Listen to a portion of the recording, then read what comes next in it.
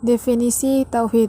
Secara etimologis, Tauhid merupakan isim masdar dari kata kerja wahada yuwahidu tauhidan, yang artinya esa atau tunggal. Perubahan kata dari fi'il mujarrad yaitu wahada yahidu wahdan menjadi fi'il mazid yaitu wahada yuwahidu tauhid adalah untuk mengubah kata kerja intransitif tidak berobjek menjadi kata kerja transitif berobjek. Yang menjadi objek dalam kata kerja transitif tersebut adalah Allah dan hanya Allah, karena hanya Dialah yang benar-benar esa atau tunggal. Karena itu, yang dimaksudkan tauhid adalah mengesahkan Allah Azza wa Jalla dalam segala aspeknya. Definisi kontemporer. Kontemporer artinya dari masa ke masa atau dari waktu ke waktu. Kontemporer berasal dari bahasa Inggris yaitu contemporary, memiliki dua pengertian yaitu belonging to the same time, termasuk waktu yang sama, dan yang kedua of the present time, modern, waktu sekarang atau modern. Pada dasarnya tidak ada kesepakatan yang jelas tentang arti istilah kontemporer. Misalnya, apakah istilah kontemporer meliputi abad ke-19 atau abad ke-20 hingga 21? Menurut Ahmad Shirbashi, yang dimaksudkan dengan periode kontemporer adalah yaitu sejak abad ke-13 Hijriah atau abad ke-19 Masehi sampai sekarang. Sebahagian pakar berpandangan bahwa kontemporer tidak identik dengan modern. Keduanya saling digunakan secara bergantian. Dalam konteks peradaban Islam, keduanya dipakai saat terjadi kontak intelektual pertama dunia Islam dengan Barat. Istilah kontemporer di sini mengacu pada pengertian era yang relevan dengan tuntutan kehidupan modern. Aliran-aliran dalam tauhid modern. Yang pertama yaitu fundamentalistik. Fundamentalistik ini merupakan kelompok pemikiran yang sepenuhnya percaya kepada doktrin Islam sebagai satu-satunya alternatif bagi kebangkitan umat manusia. Kemudian yang kedua yaitu tradisionalistik atau salaf, kelompok yang pemikirannya berusaha untuk berpegang teguh pada tradisi-tradisi yang telah mapan. Kemudian yang ketiga yaitu reformistik, kelompok ini yang berusaha memberontak ulang warisan-warisan budaya Islam dengan cara memberi tafsiran-tafsiran baru. Fundamentalistik, bagi mereka, Islam sendiri telah cukup untuk mencakup tatanan sosial, politik, dan ekonomi, sehingga tidak butuh segala metode maupun teori-teori dari Barat. Gerakan utama mereka ialah menghidupkan Islam sebagai agama, budaya, sekaligus peradaban, dan menyerukan kembali kepada sumber Al-Quran dan Sunnah, dan menyerukan kembali untuk mempraktekkan ajaran Islam sebagaimana yang telah dipraktekkan oleh Rasul dan Khulafaur Rasyidin. Yang kedua, tradisionalistik atau salaf. Bagi kelompok ini, seluruh persoalan umat telah dibicarakan secara tuntas oleh para ulama pendahulu, sehingga sekarang manusia hanya menyatakan kembali apa yang pernah mereka kerjakan. Namun dengan demikian berbeda dengan kaum fundamental yang menolak modernitas dan membatasi tradisi hanya pada Khulafaur Rasyidin. Yang ketiga yaitu reformistik. Kelompok ini yang berusaha memberontak ulang warisan-warisan budaya Islam dengan cara memberi tafsiran-tafsiran baru. Tokoh-tokoh dalam aliran tauhid kontemporer dan pemikirannya. Yang pertama yaitu Muhammad Abduh. Pemikirannya mengenai kedudukan akal dan juga wahyu. Menurut Muhammad Abduh, wahyu berfungsi sebagai penolong akal dalam hal yang pertama yaitu mengetahui sifat dan keadaan kehidupan di akhirat. Yang kedua yaitu mengatur kehidupan masyarakat atas dasar prinsip-prinsip umum yang dibawanya. Yang ketiga yaitu mengetahui cara beribadah dan berterima kasih kepada Tuhan. Yang ketiga yaitu iman tidak sempurna tanpa akal. Yang keempat, wahyu tidak mungkin bertentangan dengan akal. Nah, jika terdapat pertentangan berarti terdapat penyimpangan dalam tataran interpretasi. Pemikiran yang kedua yaitu mengenai kebebasan manusia dan fatalisme. Di samping mempunyai daya pikir, manusia juga memiliki kebebasan memilih sebagai sifat dasar alami manusia.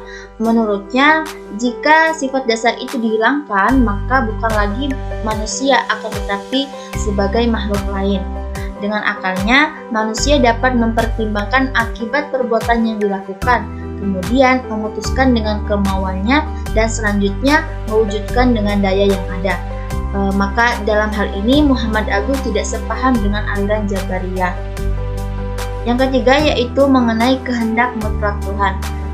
Karena yakin akan kebebasan dan kemampuan manusia, maka Muhammad Abduh berpendapat bahwa kehendak Tuhan tidak mutlak. Menurutnya, Tuhan telah membatasi kehendak mutlaknya dengan memberi kebebasan dan kesanggupan kepada manusia dalam mewujudkan perbuatan-perbuatannya.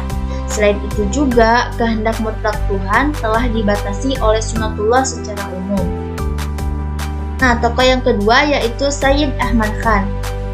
Ahmad Khan mempunyai kesamaan pemikiran dengan Muhammad Abduh. Hal ini dapat dilihat dari beberapa ide yang dikemukakannya, terutama tentang akal yang mendapat penghargaan tinggi dalam pandangannya. Keyakinan akan kekuatan dan kebebasan akal menjadikan Ahmad Khan percaya bahwa manusia bebas untuk menentukan kehendak dan melakukan perbuatan.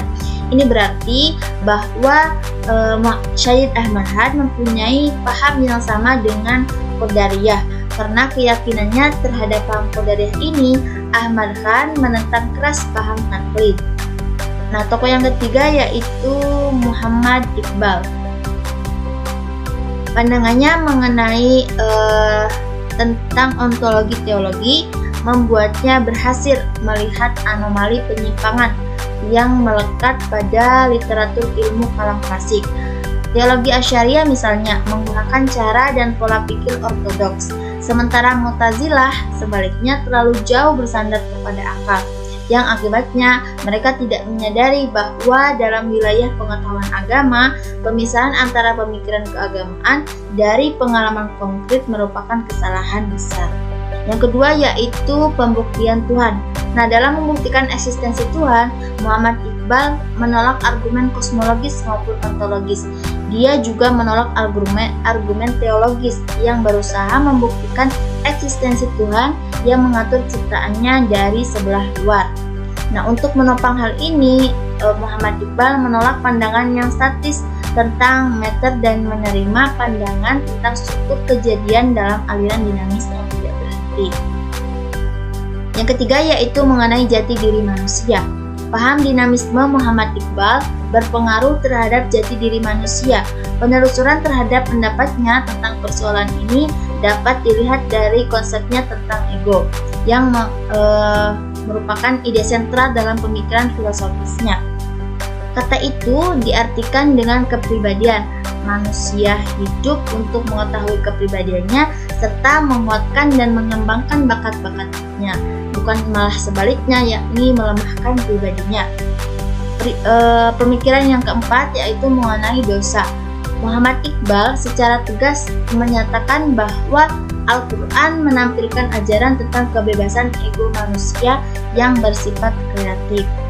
Dalam hubungan ini, dia mengembangkan cerita tentang kejatuhan Nabi Adam sebagai kisah yang berisi pelajaran tentang kebangkitan manusia dari kondisi primitif yang dikuasai hawa nafsu naluriah kepada pemilikan kepribadian bebas yang diperolehnya secara sadar, sehingga mampu mengatasi kebimbangan dan kecenderungan untuk membangkang, dan timbulnya ego terbatas yang memiliki kemampuan untuk memilih.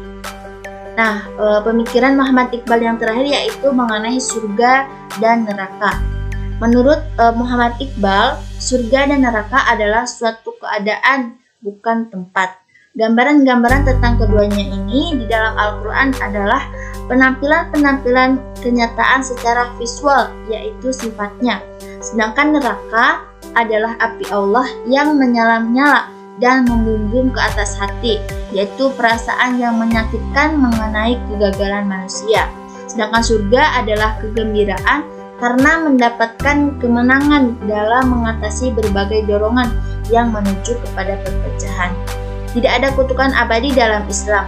Neraka sebagaimana dijelaskan dalam Al-Quran bukanlah kawah tempat penyiksaan abadi yang disediakan Tuhan, namun sebagai pengalaman korektif yang dapat memperkeras ego sekali lagi agar lebih sensitif terhadap tiupan angin sejuk dari kemahamurahan Allah Subhanahu wa Ta'ala. Pandangan masyarakat kontemporer tentang eksistensi Tuhan dan agama. Pandangan masyarakat kontemporer tentang eksistensi Tuhan dan agama secara faktual sangat memprihatinkan. Persoalan Tuhan dan agama hanya menghiasi diskusi seminar dan perdebatan yang tanpa ujung. Kehidupan praktis manusia pada kenyataannya menganggap kecil arti pentingnya Tuhan dan agama. Bahkan yang sangat tragis, kebertuhanan dan keberagamaan dianggap menghalangi manusia untuk meraih kemajuan. Bagi postmodern, manusia yang masih memandang Tuhan sebagai dasar penyelesaian segala persoalan kemanusiaan identik dengan manusia primitif. Berdasarkan berbagai uraian tersebut, dapat dilihat bahwa Tuhan dan agama dalam pandangan masyarakat kontemporer tidak lebih dari sebagai pencitraan kosong tanpa makna, seperti pandangan yang terdapat pada deisme, agnostisme, sekularisme, ateisme, dan saintisme. Isme-isme tersebut secara teoritis selalu berdebat tentang kebertuhanan dan keberagamaan, namun secara konkret dan dalam kehidupan praktis, eksistensi Tuhan dan agama dianggap sebagai hal yang tidak ada kaitannya, bahkan dianggap mengganggu ketentraman dan kebebasan hidup manusia. Postmodernisme yang menganut paham relativitas secara historis faktual merupakan penjelmaan dari seluruh pandangan tersebut di atas, dan secara esensial semakin menjauhkan Tuhan dan agama dari kehidupan umat manusia. Masyarakat Muslim pada umumnya telah terkontaminasi oleh paham-paham yang penuh nafsu dan kepalsuan. Paradigma tersebut dapat diamati melalui berbagai peristiwa yang terjadi. Menurut Faisal Ismail, mulai dari tahun 1997 dan seterusnya, eskalasi kekerasan terjadi hampir di seluruh pelosok negeri. Konflik komunal dan sosial menampilkan wajah yang sangat menakutkan. Kegalauan politik, hukum, dan tumbangnya keadilan, matinya rasa sosialitas, dan lain sebagainya. Krisis spiritual itu sebagai akibat dari pengaruh sekularisasi yang sudah cukup lama menerpa jiwa-jiwa manusia. Bagi mereka yang menganut pandangan tersebut, tanpa tahu dari mana manusia berasal dan kemana akan berakhir, dalam batinnya pasti akan diliputi oleh ambisi yang pada giliran berikutnya akan menumbuhkan benih-benih penyakit kufur, dengki, dan penyakit materialistis, dan kemudian akan jauh dari percikan cahaya Allah. Dengan demikian dapat ditegaskan kembali bahwa paradigma kehidupan sekularisme, ateis praktis yang materialistik secara esensial dan faktual tidak hanya terjadi pada masyarakat barat kontemporer, tetapi juga telah merambah ke sentero dunia, tidak terkecuali di dunia Islam dan masyarakat Muslim. Persamaan dan perbedaan corak teologi klasik dan modern. Persamaan dan perbedaan corak teologi klasik dan modern adalah, jika dibatasi dengan waktu, maka teologi klasik adalah warisan dari teologi masa lalu dalam perkembangan sejarah Islam dan memiliki ciri apolititatif atau perdebatan panjang pada wilayah dosa besar, eskatologi, surga dan neraka, dan kekekalan akhirat. Dan romantisme atau menentang dan menunjukkan kehebatan dan keunggulan para teolog masa lalu tanpa mengisi dan mempersiapkan kondisi global yang akan dihadapi. Sedangkan corak teologi pemikiran teologi modern adalah lebih mengutamakan substansi daripada form dan memfungsikan nilai-nilai Islam untuk mengatasi persoalan keumatan yang konkret seperti kebodohan, kemiskinan, pengangguran, dan keterbelakangan sosial, serta mengembangkan ilmu pengetahuan dan sains dalam kerangka kesejahteraan dan ketentraman manusia di muka bumi.